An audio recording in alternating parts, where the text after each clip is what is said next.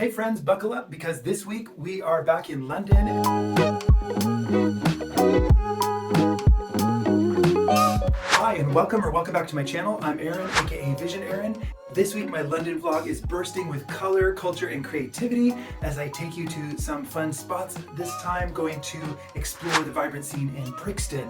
I'm also going to go on a river tour on the Thames and take you along to the Technicolor color walk and some vintage stores on Brick Lane. Not only that, we're gonna have some more fashion fun with a cool exhibit about Gianni Versace, and I am also going to take you, if you stay till the end, to an exhibit that's about one of the most important performance artists in all of history, and for sure an icon of drag culture and performance art in London. The Leigh Bowery exhibit at the Tate Modern. So stay tuned until the end and you're gonna see some cool stuff and hopefully be inspired. Sound good? Let's go. Yeah.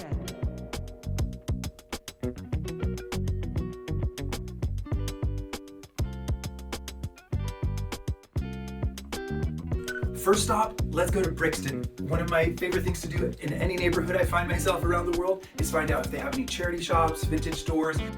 Lads broke, don't mind. Shop talk support, trade. I like how in July they put in colorful displays that see, because in London they actually have Gay Pride in July, so they have a lot of rainbow kind of window displays in some of the shops. In London they don't say let's go to Pound Town, they say let's go to Pound Land.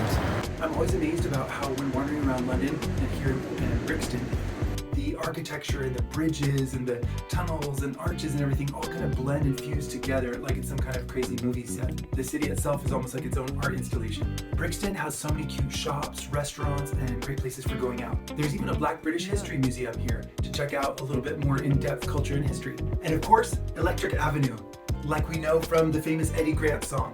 Gonna walk down to Electric Avenue. I don't know if I'll get in trouble if I sing that badly on my channel. I'm not sure how the rules are here on YouTube.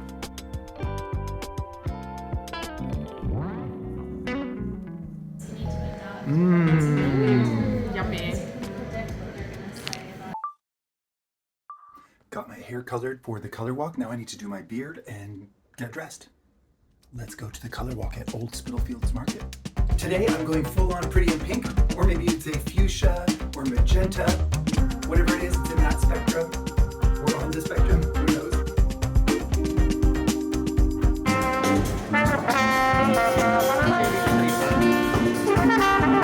Hopefully things are on and in place, and then I can go in to meet all the other colorful freaks of London. Let's go see the real Rainbow Mafia. Oh, ooh la la la la la la la la.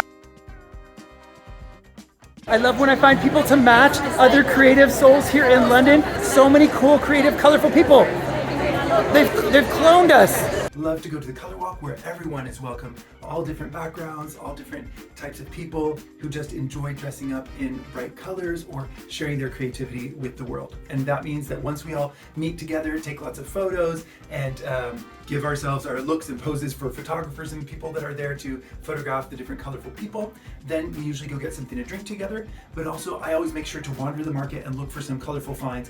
I always find some inexpensive costume jewelry, but then I'm also tempted by real theatrical costumes and 70s vintage or even actual literal Victorian pieces that they have for sale there. So there's things from all different budgets, and for collectors that are going for serious historical pieces, or things that are just kind of fun and not as expensive.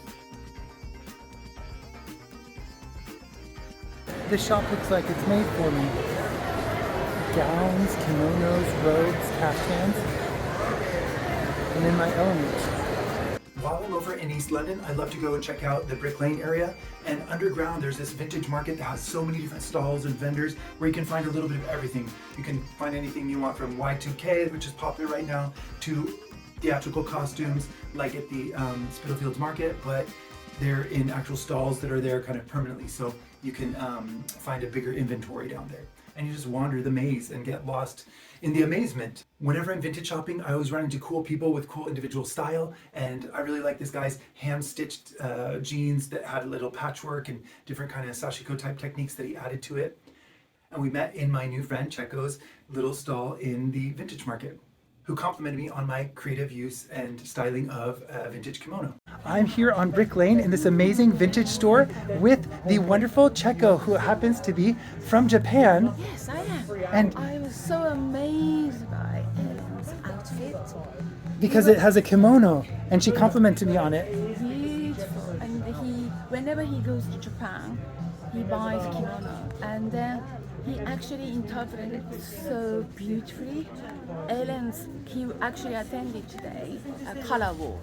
Yes, exactly. I went to the color walk here in London, and everybody loved this use of the kimono. But I think it's really special for me when I get appreciated by somebody actually from Japan who can appreciate my interpretation. So thank you so much. Arigato so nice gozaimasu. Bye bye. Bye. When studying in Japan, I bought tons of used kimono that were no longer so popular there by young people. But what I realize is whenever I wear them or style them differently, I tend to get complimented by different Japanese people within Japan and outside Japan, like Checo here, who lives in London.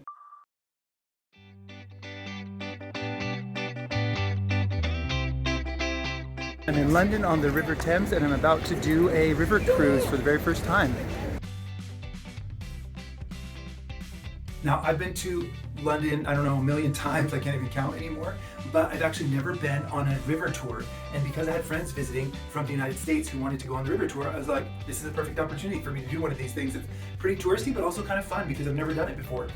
And really getting to see London literally from a different angle. I've usually only seen the river from the different river walks on either side, but I've actually never been down the river. It was also fun to see all the different architectural styles that kind of show you the history of London, even from the river view. You see really modern buildings, you see brutalist buildings and Gothic buildings, everything all combined, which really show you the layered history of the city.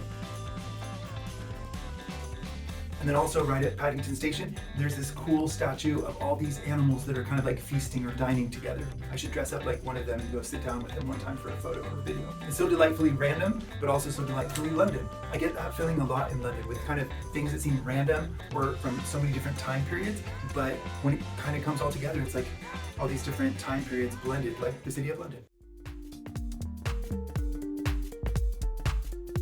Let's go check out the Versace exhibit. Every time I go to London, there seems to be some other different fashion exhibit that I have to check out. This time, we're checking out fashion royalty and history, an exhibit dedicated to Gianni Versace.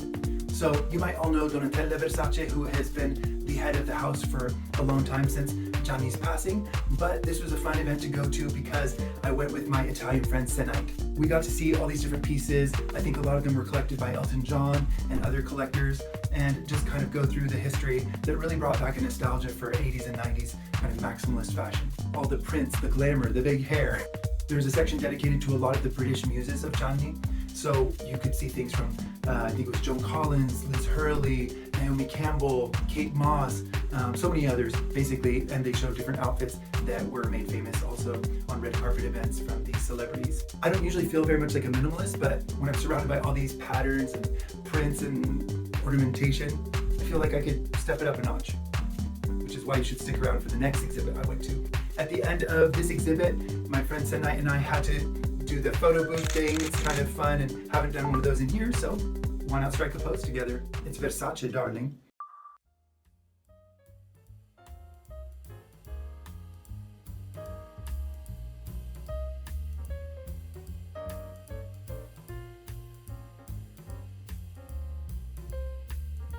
On our way to the Tate Modern. I love this building.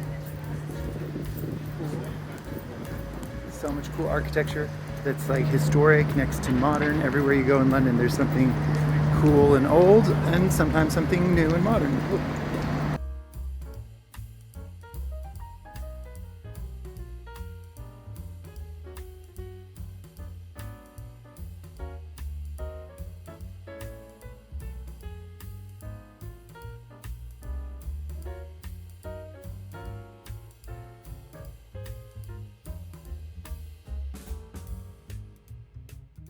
While at the Tate, I also met up with my friend, the amazing living sculptor, Daniel Lismore, which was kind of fitting because I was also going to see another kind of a living sculpture performance artist while there who made sculptural pieces as well. So if that wasn't enough maximalism for you from the 80s and 90s, let's go to an even more over-the-top exhibit at the Tate Modern.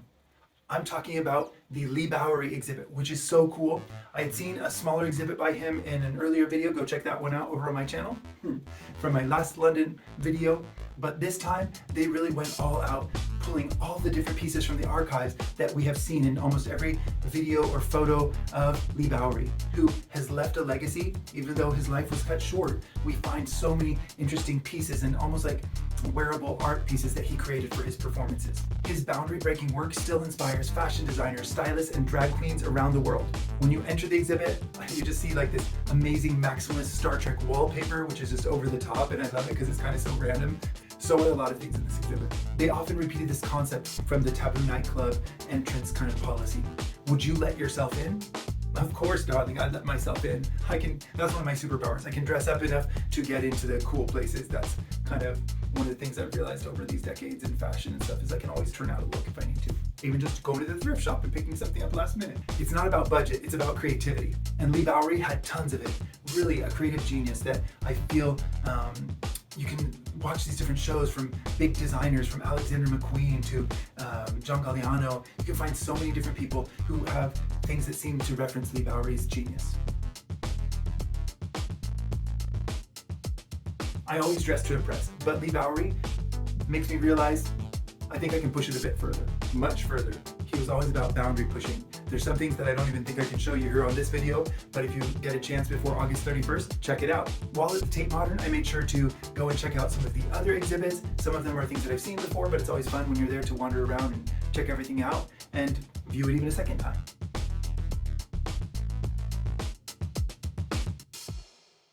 If you've been enjoying this video, then don't forget to like and subscribe for more of my colorful creative content, because I might be a small channel, but I'm large in creativity and inspiration. So go check out some more videos and I'll see you in the next one. Until next time, ciao for now.